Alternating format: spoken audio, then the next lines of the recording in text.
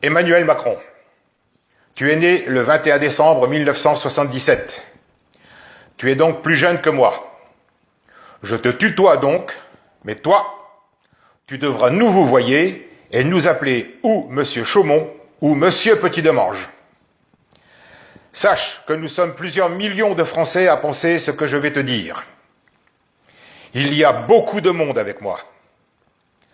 Comme tu n'es pas président de la République, puisque République il n'y a plus depuis le 1er janvier 2017, que tu usurpes cette fonction publique depuis le 7 mai 2017, je n'ai donc à ce titre aucun respect particulier à avoir envers ta personne.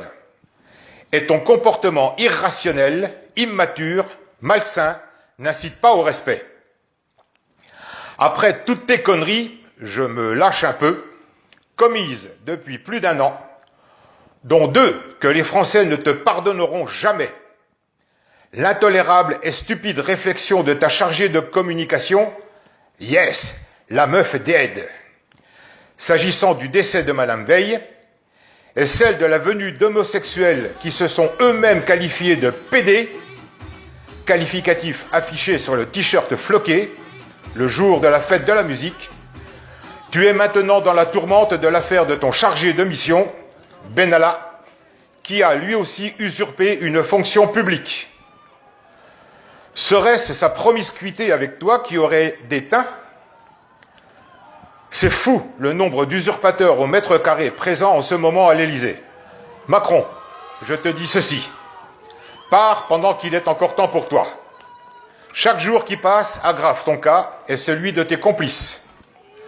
Prends tes clics, sans oublier ton claque. Tu génères une haine incommensurable, pire que Hollande. Ce n'est pas peu dire. Je comprends mieux aujourd'hui où tu es allé recruter tes gardes du corps pour renforcer ta sécurité. Même par népotisme, sache que ton chargé de mission, Benalla, ne fera jamais partie du corps des officiers supérieurs de la gendarmerie nationale, et puisque je cite l'une des composantes des forces de l'ordre, sache que le service chargé de la protection des personnalités appartient à la police nationale, pas à une bande de barbouzes. Tu es aussi voyou que ton Benalla, mais tu lui donnais tes ordres. C'est toi le premier responsable. Cet exécutant des basses œuvres qui se croyait intouchable va payer cher son comportement de racaille. Les services de police, celles officielles naturellement, et la justice vont s'occuper de lui. Mais le peuple derrière moi, nous allons nous occuper de toi. Toi et tes copains friqués, vous ne réussirez pas à avilir le peuple de France.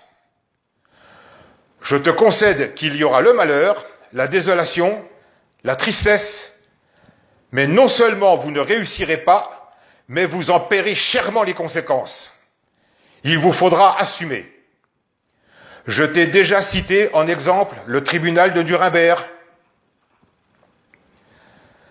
Je t'avais prévenu. Tu es aujourd'hui le handicap majeur pour le retour à la normalité en France. Tu n'as pas voulu écouter la voix de la raison.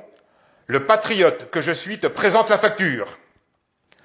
Je n'emploie pas le terme destitution, car je te répète que tu n'es pas président de la République.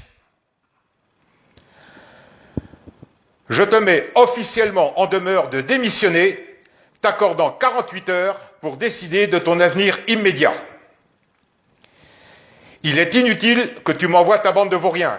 J'ai pris mes précautions et tu ne ferais qu'accélérer encore plus ton licenciement pour faute lourde, au pluriel, licenciement aggravé par des faits relevant du code pénal.